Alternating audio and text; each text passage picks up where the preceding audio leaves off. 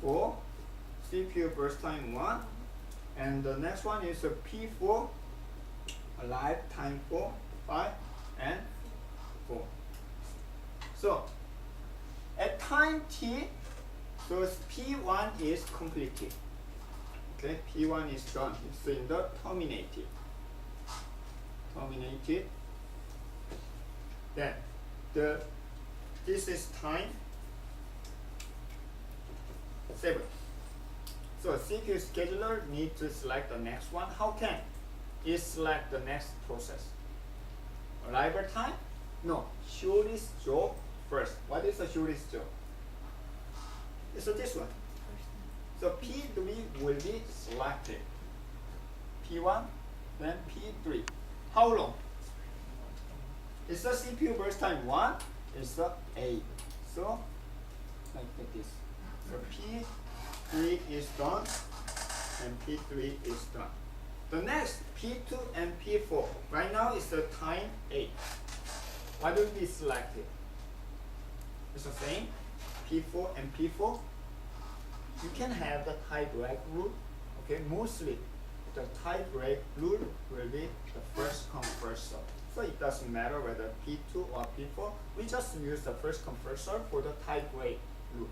So P2 will be selected. How long? 4. So 12. P4. And P4 is done. Next one.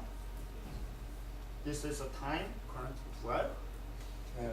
16 and P2, P4, then P2 is done, P4 is done. Okay. Isn't it still look like first come first serve? First come first serve. You need to consider arrival time.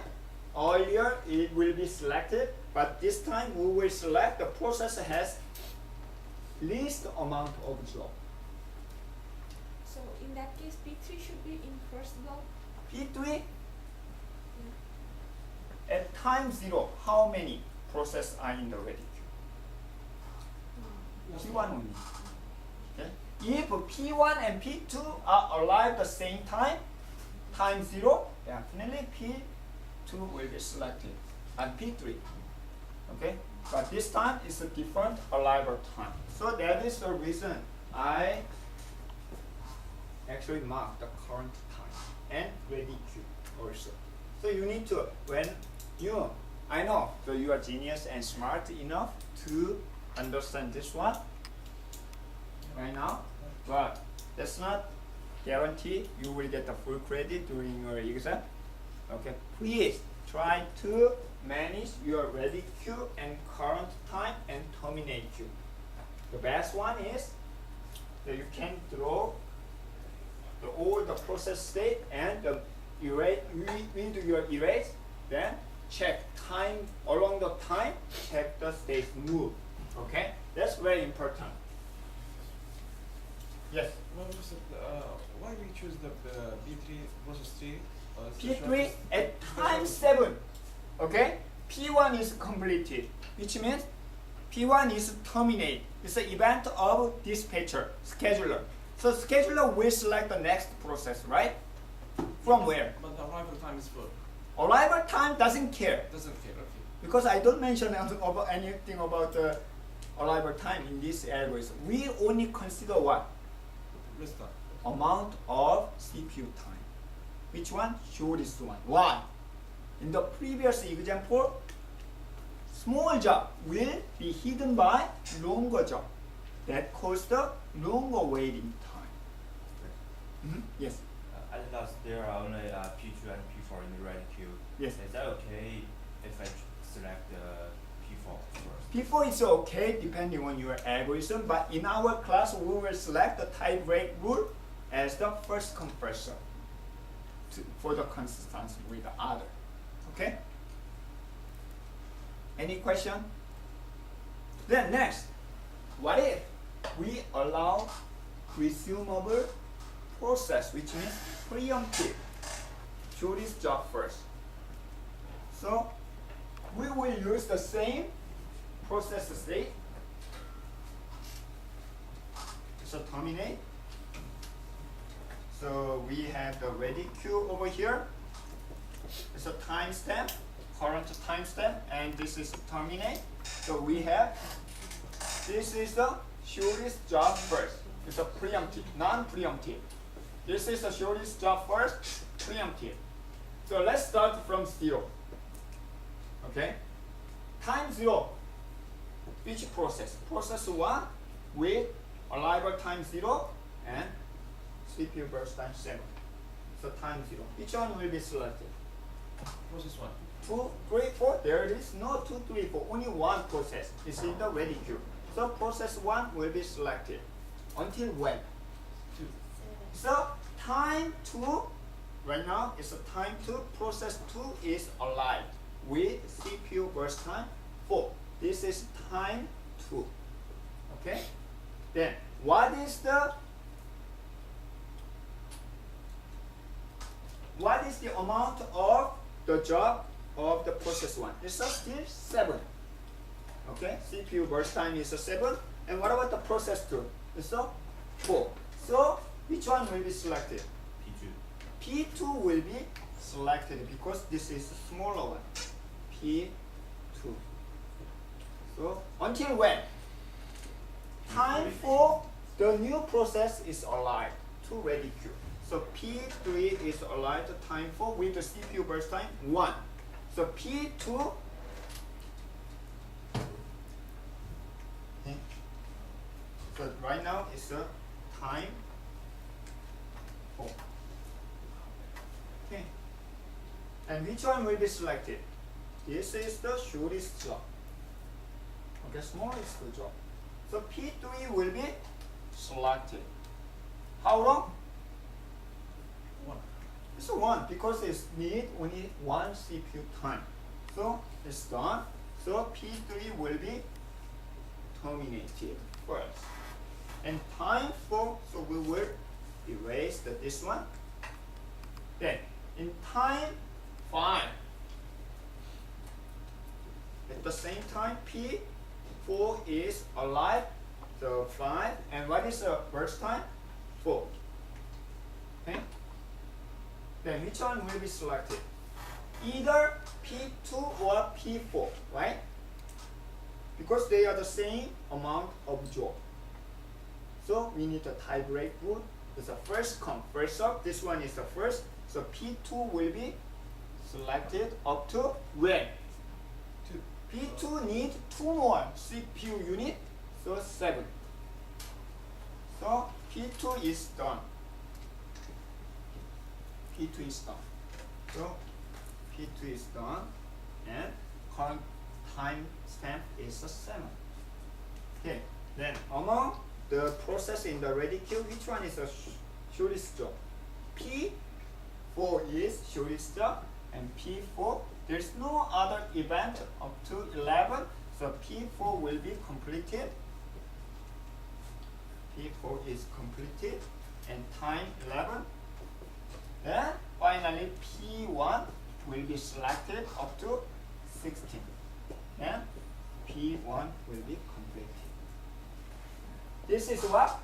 Same algorithm, but it's a non-preemptive, which means start should be completed. P preemptive shortest job is started, but it will be resumable, and in every the event. Okay. So let's compare which one is better. So using waiting time. Present. Yes. When we consider this case, we consider about the amount burst time of each process of Yes. left burst Not time. left. Left is the next one. You are so advanced. Okay? So somebody may be curious, why don't we consider the remainder job? Yes, that makes sense. So we will consider the later. Okay? That is the remainder job. So first, why don't we compare this non-preemptive shortest job and preemptive shortest job. Okay. Then using the average waiting time. So what is the waiting time of the P1? It's a 0, right? What about the P3? What is the waiting time? What started 7, alive 4 is a 3. P3 is a 3. and executed 6 is a minus 2 is 6. And what about the P4? Alive to 5, started 12, 12 minus 5 is 7. So 16 divided by 4, average waiting time is 4 is better than first come first serve. The first case, no, it's not the same case, so we cannot compare. But we will compare with the non-preemptive case. Preemptive, so what is the waiting time of the P1? 0? No. From 2 to 11, P1 is waiting in the ready queue. So it's a 9. So be careful when you compute, calculate the waiting time. So what about the P2? P2 is alive the time 2 and right away started. However, between 4 and 5 is waiting. So it's 1. What about the P3? Alive 4, executed 4, 0. What about the P4? Alive 5, executed 7, is 2. So total 12 divided by 3 is average waiting time is 3. Which one is better? Non-preemptive case is better in terms of waiting time. However, we ignore context switch latency time. How many context switch? 1, 2, 3. How many? 1, 2, 3, 4, 5. So if you have the more context switch you have, it will be slower, the total time. But we ignore it. We try to focus on the algorithm. Okay.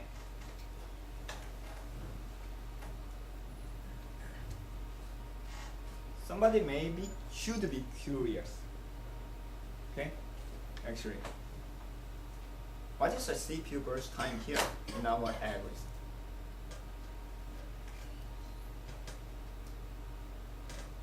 So CPU time that you need to process.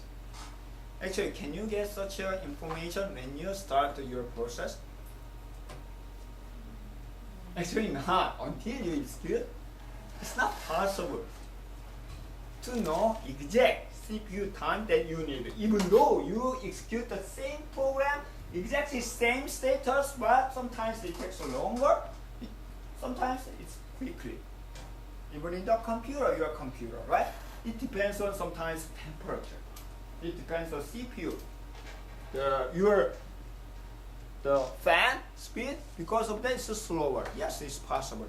So, which means first come, first serve. Shoot this job first. Doesn't make sense. How do we know the CPU burst time? Right? Without CPU burst time, we cannot actually run the CPU algorithm, scheduling algorithm. So, to address that one, we can estimate CPU burst time. It's an estimation. It's based on the estimate. How can you estimate? Using previous history. It's one of the functionality of the operating system is accounting. Accounting information means you can keep record of the CPU usage and I/O usage and the other CPU the computer resource usage. Using that one, for example, if CPU, this is our previous the CPU time used for process 1. For next, it will be like this and linearly increase. If someone is increase and decrease, increase it, then will be increase. So we can estimate. So using such a exponential the estimation algorithm is called the exponential averaging. So we are going to find optimal alpha value for the tau. Tau is the next CPU burst time. So in practical system, they actually estimate the next CPU burst time using the previous data. So it's kind of estimate, guessing. It's not random guessing, it's educational guessing used based on the previous data. Okay. Next, as he asked, what if some of the process are very important? So we need to just consider such a remaining the CPU burst time or arrival time. No, you don't have to do that. So if each process has the priority, highest priority will be selected. That is the priority based scheduling algorithm. Let's see this example. So we have one more data for the process. That's the priority. The higher number means higher priority. Which one has the higher priority, 0 or 1? Usually the higher number, the higher priority. So many of the operating systems use 0 to 50 level of priority. Or Windows use different. Very high, normal, low, very low, something like that. But ideas are the same. So Linux operating system is 0 to 15, so 15 is the highest priority. On the other hand, 0 is the less priority. So which means process 1 arrived at 0 times 0, CPU burst time is 19, and priority is 3, and P2 is so on, P3 is like that. Then it has the non-preemptive, non-preemptive case. Once started, should be completed. Less context switch. Preemptive is started, but whenever there are events, 5 events that I mentioned, running to ready, running to wait, wait to ready, terminate, and enter the ready queue. That time, whenever that case, we need to run the scheduling algorithm and find the process. Sometimes it can be continuous, but sometimes not. So that is the preemptive. So non-preemptive case is easy. Which one will be selected? Time 0. Only one process in the ready queue. That is process 1.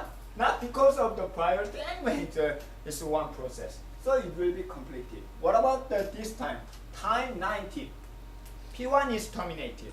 So scheduler is running. How many processes are in the ready queue? 2. Process 2 and process 3. Which is the highest priority? I think the less is the higher. Come on. Yeah, less is the higher. 0 is the highest one. I'm sorry. It's mine confusing. I'm confusing the priority. 0 is the highest priority, yes. 0 is the highest priority and 15 is the low priority. I'm sorry. So, but Windows, because of that confusion, Windows use very high, normal, the low and very low. Okay? So don't be confused. I'm going to correct. The last number 0 is the highest priority and 15 is the lowest priority. Okay? So which means between P2 and P3, P3 will be selected. Even though P3 is arrived later, P3 is selected. Okay? For CPU burst time is 7, then P2. What is the waiting time? P0 is 0, P2 is 26 minus 2, 24. Okay, P3 is alive, the time 2, 90 minus 2, 90 minus 4, that's the arrival time is 4, so it's 15, so average is 13. The next one, preemptive. Preemptive is whenever the new process is alive, so we need to consider the scheduling algorithm. So P1 is selected because it's only one. And the time 2, how many processes are in the ready queue? 2. P1 and P2. Which one is the higher priority? P2. So P2 is selected. Then time 4, P3 is alive. There are 3 processes. Which one will be selected? Low, highest priority. That is a P3, so that is the reason P3 is selected, then P2, P1. Average waiting time, if you calculate the average waiting time, is 8. Okay? So usually non-preemptive, preemptive has the less waiting time, but it has more context switch in any case. So this is a priority. Any problem can you find from the priority base? So the highest priority of the process, the waiting time is always 0, right? So that's what I'm going to ask you. So he said that if a certain process is highest priority, in case of preemptive case, it will be selected always. On the other hand, what about you have the lowest priority? Possible you It's- never be Sometimes it's possible, never been Never be selected, which is called starvation. So not only the priority-based scheduling, the scheduling algorithm, any priority-based algorithm. It can be a scheduling algorithm, it can be a selection algorithm, it can be any priority-based algorithm has the same problem, that is starvation. Okay? It's okay, the highest priority will take the resource, but lower priority process may not get the computing power. So there's a saying from the one of the university, I forgot the name of the university, they teaches the one of the first university who developed the Unix program. Do you know when is the first time to develop the Unix? So 1970. So that is the reason if you turn on any computer, the initial system time is set as 1970. Okay, even when I tested last night, this phone, without connecting the server, which means the network provider or Wi-Fi, its default time is 1970, January 1st, 0000, something like that.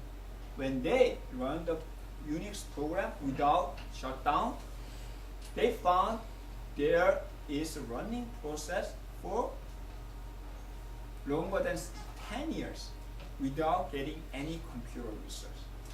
It's just waiting for 10 years because it has a lower priority. How can we address such a problem? So they realized, why don't we give the chance? How can you give the chance to the lower priority process? You can escalate the priority by along the time. That is called the aging. Okay? So if you cannot get the CPU resource certain amount of time, increase 15 to 14, 14 to 13. Eventually, it will get the resource. Okay. Yes. Okay. So next one is round robin. Then after we complete the round robin, then we will see the multi-level queue, then multi-level feedback queue. So next class we will talk about the details about the multi-level feedback queue because it will be your first project. Okay. First you need to understand about the such a algorithm. Don't miss the next class.